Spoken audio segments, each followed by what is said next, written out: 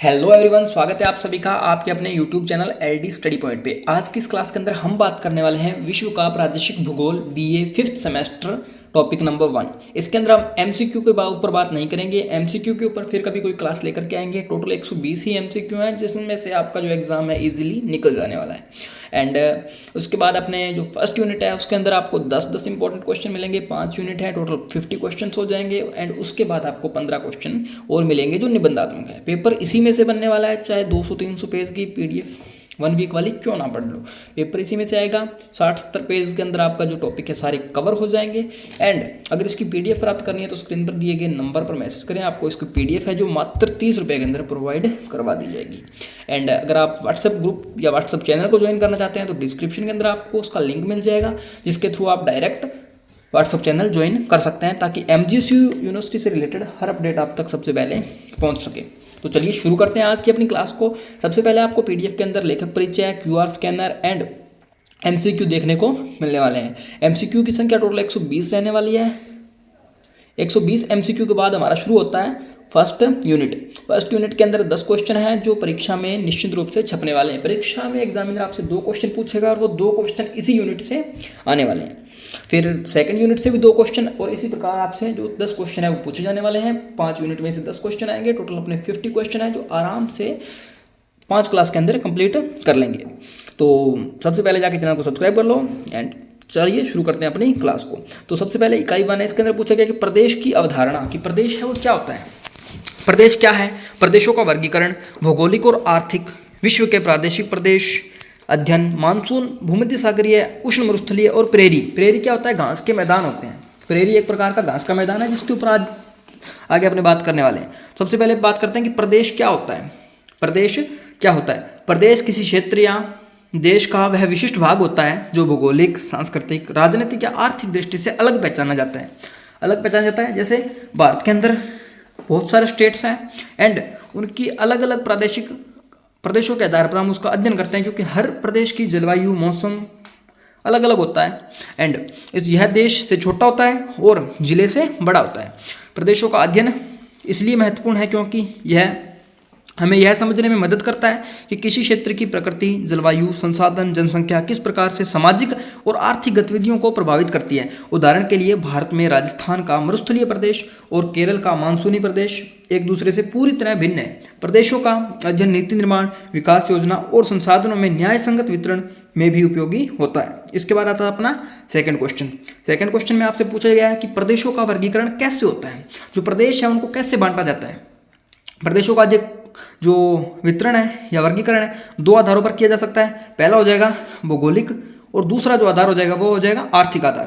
भौगोलिक आधार किस में क्या क्या किया जाता है, जिसमें जलवायु, स्थलाकृति, वनस्पति, जल संसाधन, मिट्टी विशेषताओं के प्रदेशों को अलग किया जाता है। एंड दूसरा आर्थिक आधार, जिसके अंदर कृषि, उद्योग, प्राकृतिक संसाधन, जनसंख्या और आर्थिक गतिविधियों के अनुसार प्रदेशों का अध्ययन किया जाता है। उदाहरण के लिए भारत में उत्तर प्रदेश को कृषि और उद्योग के आधार पर आर्थिक दृष्टि से महत्वपूर्ण माना जाता है, जबकि हिमालय प्रदेश को भौगोलिक आधार पर विशेष माना जाता है। इस वर्गीकरण में किसी प्रदेश को विकास योजना को नीति निर्माण में आसानी से समझा जा सकता है। जैसे मैं आपको बताता हूँ कि भारत के अंदर एक साइड तो हम राजस्थान को ले लेते हैं, जिसके अंदर क्या चलता है, रेत भरी आंधियाँ, मरुस्थल एंड जो गर्म जलवायु देखने को मिलती है। और दूसरी ओर जम्मू कश्मीर को ले लेते हैं, जहाँ का मौसम जो सुहावना होता है, जो वहाँ पर मतलब ठंड पड़ती है और वहाँ का जो कृषि है वो अलग अलग होती है, लोगों का रहन सहन, खान पान सब कुछ अलग होता है। उसके बाद आता है हमारा तीसरा क्वेश्चन, जिसके अंदर आपसे पूछा गया कि प्राकृतिक प्रदेश क्यों महत्वपूर्ण है। जो प्रकृति द्वारा बनाए गए वो प्रदेश हमारे लिए किस प्रकार से महत्वपूर्ण है। तो प्राकृतिक प्रदेशों का अध्ययन इसलिए किया जाता है ताकि यह समझा जा सके कि किसी क्षेत्र जलवायु, स्थलाकृति, भूमि, जल संसाधन और वनस्पति मानव जीवन और आर्थिक गतिविधियों को कैसे प्रभावित करती है। इससे यह पता चलता है कि कौन से प्रदेश कृषि, उद्योग और अन्य आर्थिक गतिविधियों के लिए उपयुक्त है। उदाहरण के लिए मानसून प्रदेश में धान की खेती प्रमुख होती है, जबकि मरुस्थलीय प्रदेश में कृषि सीमित होती है। इसलिए प्रदेशों के अध्ययन से पर्यावरण संरक्षण, संसाधन प्रबंधन और आर्थिक योजनाओं में भी मदद मिलती है। इसके बाद आता है हमारा फोर्थ क्वेश्चन, जिसके अंदर आपसे पूछा गया कि मानसूनी प्रदेश क्या है। मानसून प्रदेश वह क्षेत्र है जहां वर्षा मुख्य स्रोत, मानसूनी हवाएं, जहां गर्मी और ठंडी ऋतुएं स्पष्ट रूप से होती हैं और वर्षा का वितरण खेती और जीवन पर सीधा प्रभाव डालता है। भारत का अधिकांश हिस्सा मानसून प्रदेश में आता है, जहां बारिश के अनुसार कृषि गतिविधियां निर्धारित होती है। इस प्रदेश में जल संसाधन नदी प्रणाली और वनस्पति मानसून की समयावधि पर निर्भर होती है। मानसून प्रदेश के अध्ययन से वर्षा की भविष्यवाणी, कृषि योजना और जल प्रबंध में मदद मिलती है। इसके बाद आता है भूमध्य सागरीय प्रदेश की विशेषताएं क्या है।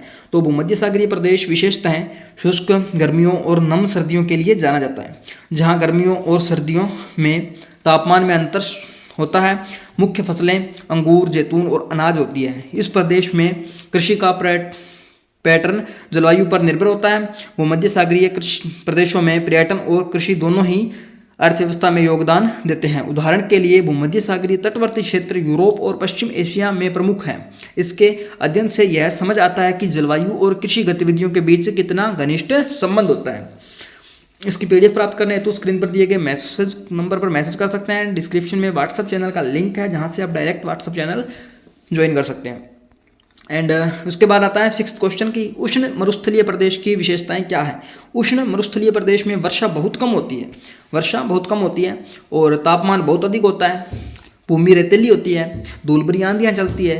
प्रमुख मरुस्थलीय क्षेत्र कौन कौन से हैं? सहारा रेगिस्तान क्षेत्र, जो सबसे बड़ा रेगिस्तान है हमारा, कौन सा हो जाएगा? सहारा। एंड इसके बाद आता है थार और गोबी, ये तीनों मरुस्थल हैं। इन प्रदेशों में जल और कृषि संसाधनों की कमी के कारण मानव गतिविधियां सीमित होती है। मतलब यहाँ पर पानी कम होता है, खेती बहुत कम होती है, इसलिए यहाँ पर जो मनुष्य आपको बहुत कम देखने को मिलेंगे। मनुष्य उन स्थानों पर जाते हैं जहाँ उच्च शिक्षा, उच्च रहन सहन, अच्छी जलवायु, अनुकूल जलवायु, जो सब कुछ वहाँ पर अच्छी फैसिलिटी हो, वहाँ पर जाकर मनुष्य निवास करता है।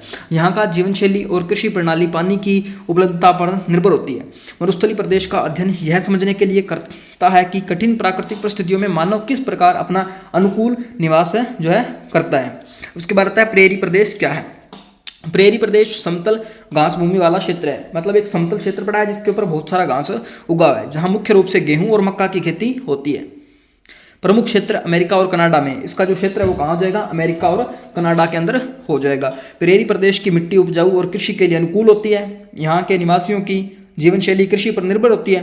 प्रेरी प्रदेशों का अध्ययन यह समझने के लिए मदद करता है कि कैसे जलवायु, भूमि और मानव गतिविधियाँ आपस में जुड़े होते हैं। इसलिए इसके बाद हमारा नेक्स्ट क्वेश्चन आता है कि प्रदेशीय अध्ययन में भौगोलिक और आर्थिक दृष्टि का महत्व बताइए। तो भौगोलिक दृष्टि से प्राकृतिक संसाधनों, जलवायु और स्थलाकृति का अध्ययन किया जाता है।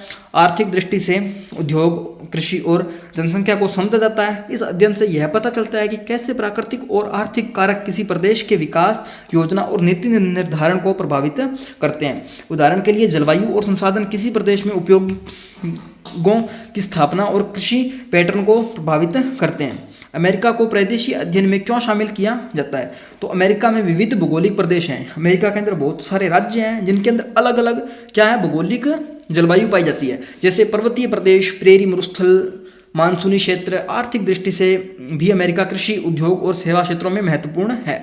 जो जितना ज़्यादा क्षेत्र बड़ा होगा, वहाँ की भौगोलिक परिस्थितियाँ उतनी ही ज़्यादा और अलग अलग होगी। अमेरिका का जो अध्ययन हमें यह समझने में मदद करता है कि विभिन्न प्रदेशीय विशेषताओं मानव गतिविधियों और आर्थिक विकास को कैसे प्रभावित करती है।